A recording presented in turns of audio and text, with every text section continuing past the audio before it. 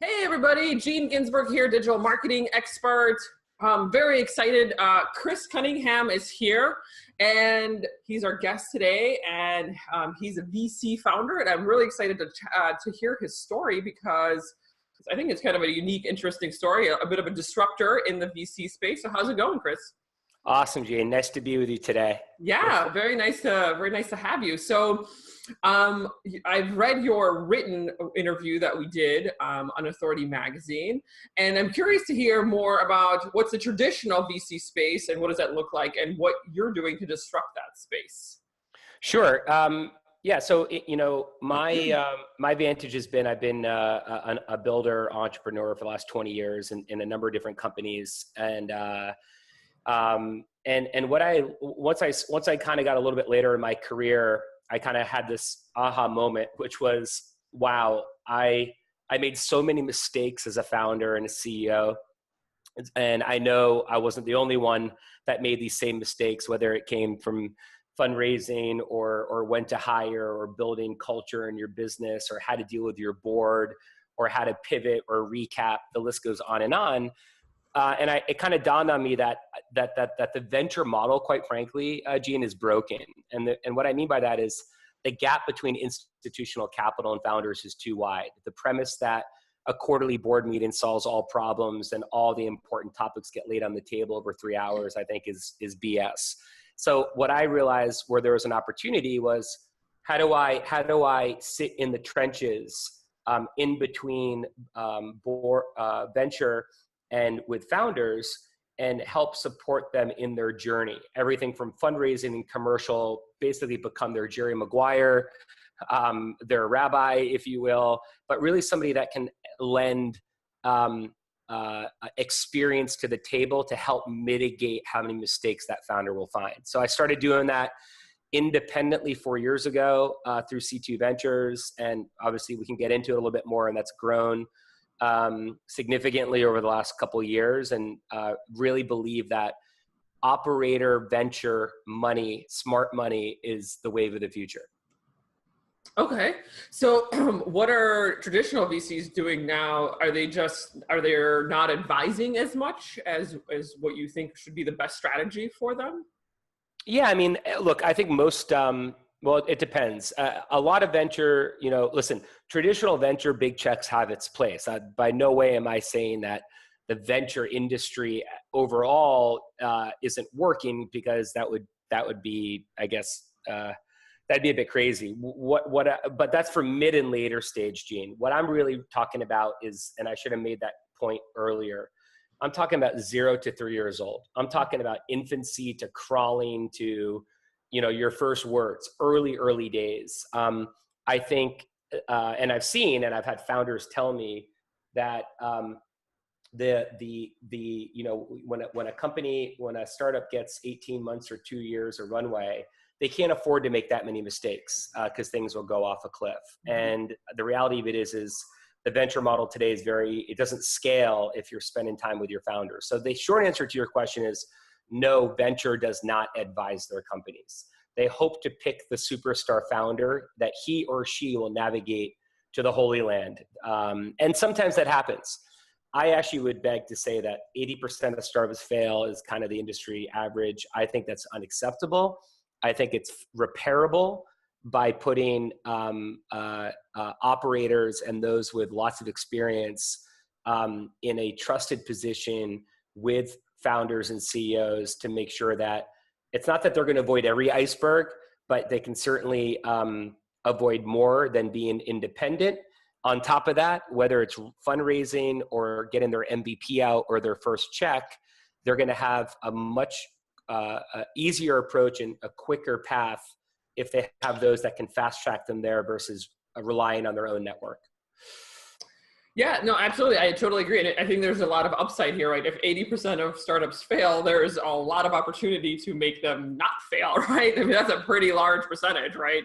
Correct. So seems like there is many things that we can do to flip that, right? From going to 80-20 to the opposite, right? Where 80% or higher number of startups are actually are actually succeeding. So, so share what is your philosophy on, do you do the advising? Do you have a Yeah, team of people who are helping you and these founders of sure. startups advise on specific Yeah. topics? Yeah, well, and one more point before I answer that question, I think it's important to note that whether venture wants to admit it, the alignment between what a founder wants and a venture wants, everything starts off as a bed of roses, and that's kind of your dating before you get married. But the reality of it is ventures want return, and they have different interests to support their LPs and shareholders that founders, I think, are generally naive about. So that's why, what I consider kind of this middle layer of somebody that and a team that can see sort of different value that supports more the founder than what the venture wants. I wanted to make sure I made that point, Gene. To your question, this was more about kind of the thesis. Yeah. So in terms of your philosophy, like, Yes. do you do the advising yourself? Do you have a team of experts on specific topics that are advising these companies? So basically, C2 Ventures is small, it's boutique, but that's evolving, and I'll speak to that. I write a check and I take advisory shares, and that's kind of that's table stakes. That's non-negotiable, and with that, you get me and my network, and what I can bring to the table. My thesis really falls along, the founder. That represents a huge chunk of how I feel the compatibility is, and generally I feel like I have a pretty good instinct with that individual, whether it's a he or she. Do I understand the space? Can I support it? God forbid if that founder got hit by a bus, which sounds tragic and terrible, but could I step in and run the company? And more importantly, can my network support the business? So I think about those pieces as it relates to investing. If somebody brought me an awesome drone company, I don't even if I believe there's a good return for my model, I would probably pass, given the fact that it wouldn't be crystal clear if I was able to support that business through my network, which sits on both publishers, brands, agencies, and kind of the venture community. So that's kind of how I think about it. And as I move forward, I'm raising a small fund, taking on LPs to help write bigger checks. And also, Gene, bringing on more people that believe in this thesis, that have domain expertise from product, e-commerce, engineering, commercial. So that way I can scale myself, if you will, moving forward. So that's kind of, a little bit about how I've been operating the last 4 years, which got me here, and which today we have about a 7x return. Venture is about 2.5. Portfolio looks strong overall. So there's a good narrative there, I believe, going into raising a fund shortly. Yeah, absolutely. I mean, this totally makes sense. It seems that startups need support. Probably they would go to their VC as the first line of defense, right? And having that support, whether it's engineering, whether it's HR or finance or marketing, of course, this is all required for growth and for growth of the company overall. So this totally makes sense. And of course, you can't do it all yourself. So I'm sure that you probably want to bring in some experts who are specific experts in a specific field, so that that's exactly matter experts, if you will. So this absolutely makes sense. And I haven't really heard that much about experts coming into VCs, because I don't know. I mean, I just feel like it's not a thing that I'm hearing about, but it totally makes sense, right? Yeah, exactly. I mean, there is a growing trend that is beginning to happen, and there's some notable venture, whether it's precursor ventures and Charles Hudson or Union Square. There's been some subtle tweets and posts out there that there's definitely kind of an inflection point, and founders really need the model is ripe for disruption for early stage, and for my thesis, Gene, it's really about 0 to 3. You can be a first or second time founder, but if you're able to raise a Series B or a big A, I'm not your guy anymore. That means you've outgrown me, and I wish you best of luck. And now you can afford a chief revenue officer and, pay he or she a $250,000 a year. But all up into that, those very critical sort of stages when you're very fragile and you're somewhat not meant to succeed, that's the area that I like to play in. So we're very focused both on early, pre-seed, seed, the kinds of companies we invest in, and also, most importantly that I didn't mention, working with founders that are willing to listen. Because believe me, I've had a couple go off a cliff as well, unfortunately, and those were chosen poorly by myself in retro, and those were ones that had a bit of a chip on their shoulder. They weren't humble. Maybe the press told them how great they were, and they kind of missed the basic blocking and tackling. So, but with everything you learn with your experience. Absolutely. So you mentioned, of course, mistakes as why you are disrupting this this particular industry. Founders making mistakes. So what are some top mistakes that founders have made that you are seeing happening in the industry? Yeah. Well, I mean, there's I'm sure there's a lot, but let's just talk about a few that you have had experience with and you can speak to. I'll rattle off, a handful. I mean, I think, number one, not having a technical co-founder, major no-no in today's world of innovation and how quickly things are moving. I mean, worst case, if you have a good technical team, you could you could have an acqui-hire. So, a couple BD people, no, thank you. Strong tech chops, critical. Two, founders that are very open to giving their equity out from their cap table. Too often founders get selfish and they believe that they start thinking about being a millionaire rather than thinking about building a supporting cast around them to help them kind of chase their dream. Another sort of classic mistake. I mentioned tech, but having a healthy blend between commercial and technology. I've seen some companies not work because they didn't have technology, but others that were too geeky and didn't know how to sell. So I think there's a very strong balance in that. I think companies that come in and that don't have an MVP, proof of concept, or haven't shown that they've bled a little bit are also a turnoff. I think you have to, burn the midnight oil, burn through your savings account, beg, borrowed, stole from your parents. I don't really care, but show me that you're not just coming in with a PowerPoint and that you've done some things on your own that have showed risk, because you have skin in the game. Yeah, if I'm giving you if you, not just me, if an investor is writing a check, show that you're also willing to put yourself out there. So these are some of the, like we said, Gene, there are a lot of sort of classic pitfalls. I mean, another one would just be simply not really understanding the importance of IP and building a moat as relates to kind of a competitive opportunity. But mostly at this stage, it's about the founding team. It's about team again. It's about the trust between that team. It's about communication. And let me just kind of leave you one more. And again, it is a long list.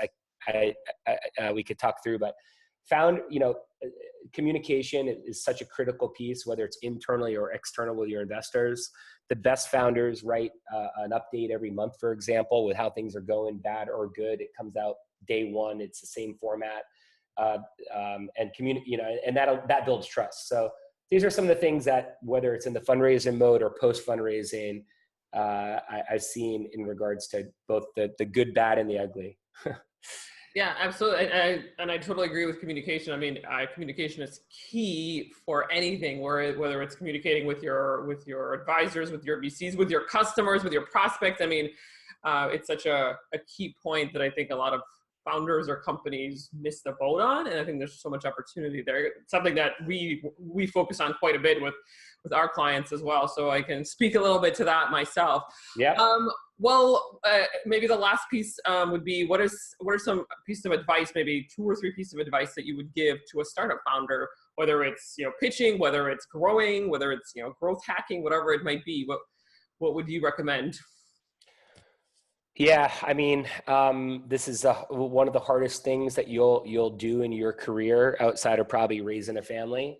Those are potentially interchangeably in regards to difficulty level. So, I tell founders, don't do this unless you're willing to basically run through a burning building, and kind of risk it all, that you don't care about what others think, and that you're willing to sort of will it to happen. And what I mean by that is very few companies on day one are the companies that, you know, potentially go on to exit, right? If that's the goal. That means the ability to kind of evolve your business and your narrative and be creative is kind of to be expected. So if you're kind of dead set on one angle or one perspective and you think that's the holy grail, that you're probably going to be mistaken. You need to be somewhat open-minded. But number one is don't do it. Don't start a company as a potential founder unless you've really thought through the sacrifice and the risk that's tied to it. Because anyone around you, whether it's employees or investors, if they don't feel that level of commitment is there, you're already starting off on the wrong foot as relates to kind of trust with those around you. So I think that would be it.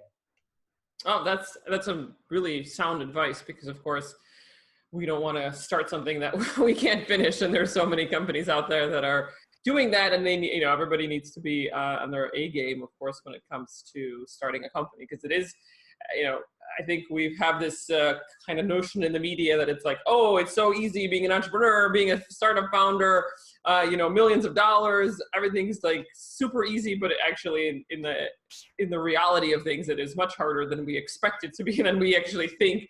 I think the media needs to kind of change their attitude on how startup founders or just founders of companies present themselves, because it is a lot of work. That's exactly right. And the more honest we are about that, the better. Absolutely. Yeah, because it might deter some people from starting a company, because it is a lot of work, and it's nights and weekends. It's not being able to go out with your friends. It's spending all this time. It's, you know, taking care of the small things, you know, before you can build out a team. So there's a lot of things that need to get done before you can really be a successful company. So, and we've experienced all of this ourselves, of course. Yep, that's exactly right. And I would just kind of echo that again, the importance of understanding these things. But yeah, I mean, you know, Gene, my last comment is, and part of C2 Ventures and why I'm so passionate about what we're doing and raising a fund is, even if you don't have this advice, and even if you listen to this advice or you miss this advice or other piece of advice and you made a mistake, with an operator that had been there and done that, you still have a higher probability of mitigating risk, right? And for those that have kids out there, I have 2 boys. It's no different than teaching them table manners, tying their sneakers, or going to the bathroom. I mean, if you don't teach your kids, then how do they learn? It's the same. These are principal things here that unless you've been there, you don't know. But if you make a mistake on the fly and you've had 18 months only of capital and you've just wasted 4 of them, you know, now you're down to 14 months. So you get the idea. You really don't have that much wiggle room. And that's why bringing people on that have already been there makes a ton of sense. Oh, I cannot agree more. I think that VCs need to use this kind of philosophy as well more, because there's just so many subject matter experts out there that could help and not make those mistakes, not have founders make those mistakes. So absolutely agree with that. And the last question is, how can audiences get in touch with you, whether it's through your social media or through your website? Sure. Yeah, there's a couple of different ways. Twitter is C2 Cunningham. My website blog where I put my content up is c2ventures.co, c2ventures.co. And my email's on the website. Kind of what I'm doing is on the website. That's probably the number one spot outside of Twitter. Awesome. Well, thank you so much for being here, Chris Cunningham, C2 Ventures. I love how you're disrupting this space. I think it's absolutely necessary. And I love to hear more about your companies that you're investing in the future. And hopefully we can flip that 2080 where only 20% of companies are successful. Hopefully we can make that smaller and smaller and smaller so that more companies are more successful with your philosophy. So absolutely. Thank you so much for being here. Yeah, I appreciate it. Enjoyed the conversation, Gene. It was a lot of fun. Thanks.